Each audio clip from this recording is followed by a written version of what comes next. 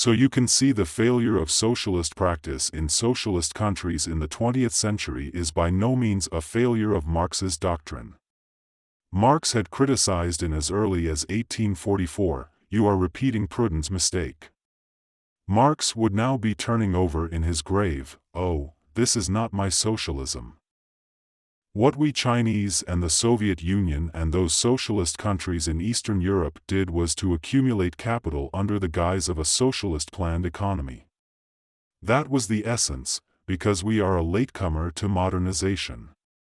We were relatively backward compared with Western Europe. How can such a backward country play catch-up? What are the prerequisites for a country to undergo industrialization? First, accumulation of funds. This is the simple truth: the majority of the population of an agricultural society is engaged in production of means of subsistence, right? Grow grain, grow cotton, spin cloth, produce some necessary building materials, and that was all right then.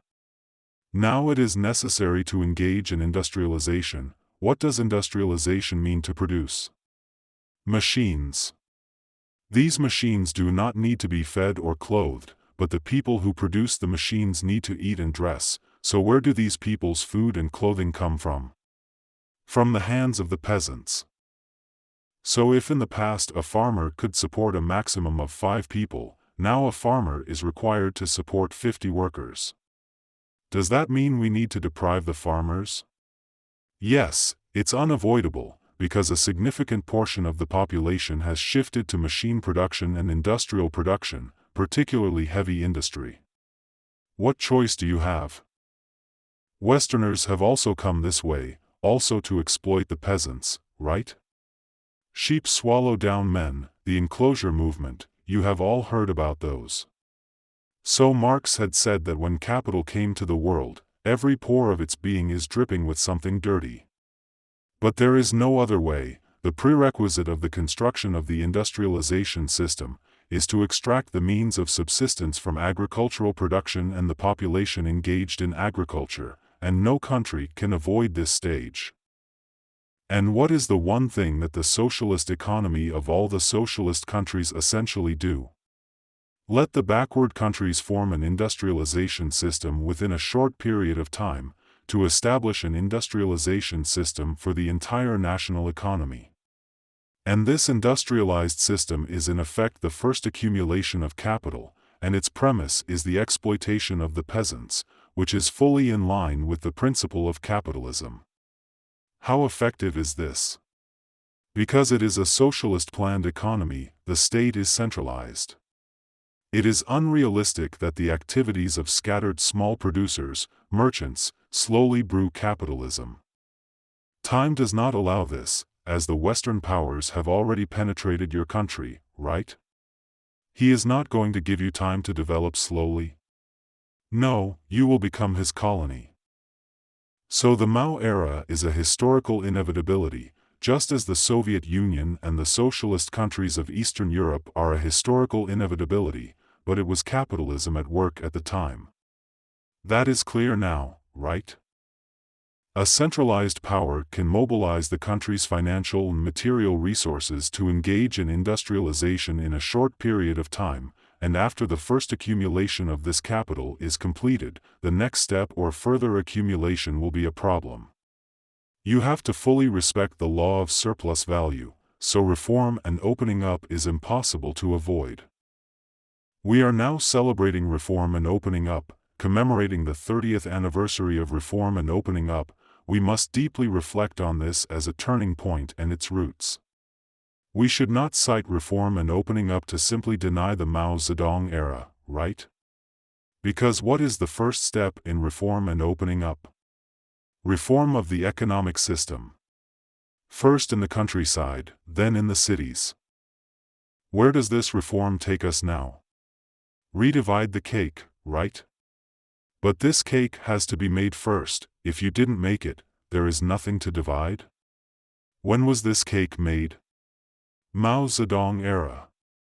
In the era of planned economy, the cake is first made and then first divided, that is called reform, and after that round of division, it leads to a next round of division. This is the truth of the matter. Going back to Bill Gates' ideal, it is essentially indistinguishable from Proudhon's socialist ideals, as it is reforming the system on the premise of recognizing capitalism's logic. If such a principle is adopted to perfect the system, and not touch the foundation of the world of capitalism, it will ultimately be impractical. In fact, the advice that Bill Gates gave has all along been practiced by those capitalist countries that are relatively clear-headed. Marx's Das Kapital has long sounded the alarm for them.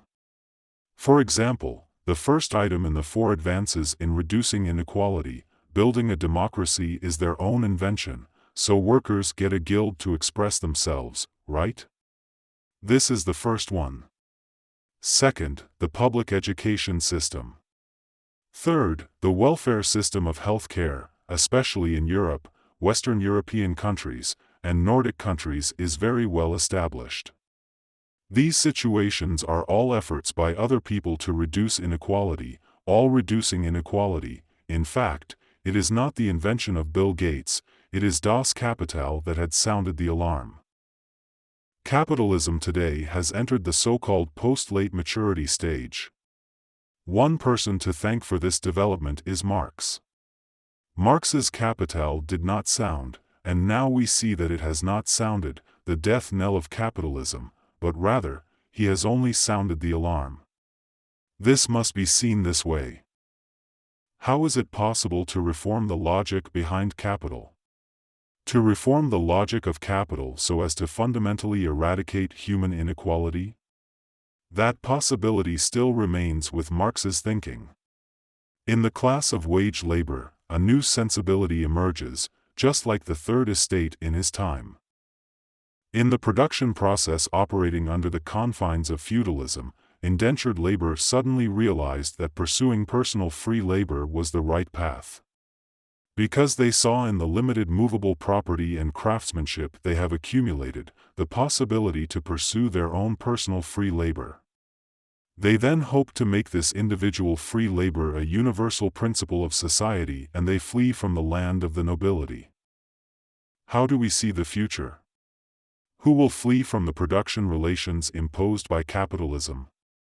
It will not be due to the pressure of absolute poverty. If not caused by absolute poverty, then what? As we feel increasing alienation in our work life, we will also feel the need to satisfy our sensuous life. One day, for example, those senior white-collar workers in the IT industry will find that they cannot live a life that causes them to burn out at age 35. So they pick up the computer keyboard and smash it, and that will be called the proletarian revolution. The computer is actually a convenient tool, but it will rule over all aspects of social life, and as production is increasingly becoming digital, alienation will be the order of the day. Marx had said that alienation and the reform of alienation travel on the same path, and we are building the power to reform alienation in the process of the continuous unfolding of alienation. This is the wisdom of an ancient sage, Heraclitus. Marx may have thought of the words of Heraclitus, the great philosopher of ancient Greece, who said that the way up and the way down are the same road.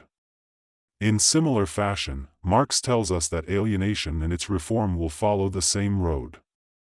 We thank Bill Gates for making us think about so many issues, which lead to Marx, and how Marx's doctrines help us to re-examine the nature and secrets of capitalism. It has been a valuable journey. Of course, all discussions so far have just been a thought exercise. You students will enter into the logic of capitalism as soon as you graduate from Fudan, right? There's no way around it. But there's one thing, we are Chinese. It is not quite possible for Chinese to learn the logic of capitalism very well. Chinese culture is sensuous, and remains firmly footed on the ground. Today's Chinese are engaged in a market economy, but we are playing capitalism in a Chinese way, which is currently quite passive. The current thinking is passive, so that China's market economy system will always be imperfect, right? The impact will not be very deep. And we should see this as a positive arising from our passiveness. In the future, the logic of reforming capitalism will emerge from the East, with Chinese's attitude to life playing a big part. Chinese people will ignore economic rationality in crisis time. Believe me, there's an example this year, right? Wenchuan earthquake. This great disaster suddenly befell the Chinese nation, and when faced with such a fateful test, a billionaire still spoke from the standpoint of economic rationality, and after he had made a public statement, he immediately regretted it, apologized publicly and unconditionally, right? And then donated 100 million yuan to the cause. When a fateful test comes, we do not think in terms of economic reason, but react in the spirit of Chinese tradition. Don't think for a moment that the spirit of the Chinese, such as Confucianism, Taoism, and Buddhism, has disappeared, but in fact, we see its revelation at critical times. The relief we take to the disaster areas is not motivated by Christian fraternity, is it? We have acted out of the spirit of Confucianism, care for other old people as if he is an old person in my own family, and care for the young in similar fashion. The hope of the future is in China, and we say today not because our ancestors were once rich and powerful, not this, but that in terms of the future reform to alienation in capitalism, Westerners must, in fact, be inspired by Eastern philosophical thought. This was true of the most important European thinkers of the 20th century, including Heidegger. Why did Heidegger pay so much attention to the Tao Te Ching? Lao Tzu's Tao Te Ching. Because he found that Lao Tzu's doctrine and the exposition of the Tao were in common with his ideological spirit. Heidegger went to great lengths to teach the Europeans that they gave up on rationalism, that was not truth, only a derivation of the truth. He wrote a book, Being and Time, which was almost incomprehensible to Germans, but we Chinese find it easier to read, and later found that his language was rather clumsy, and the text is better expressed in Chinese philosophical language. He has trouble expressing such ideas in German. His exposition on Hegel's philosophy, rendered in German however, is most wonderful. That is the nature of language. Okay, I'll stop here, thank you.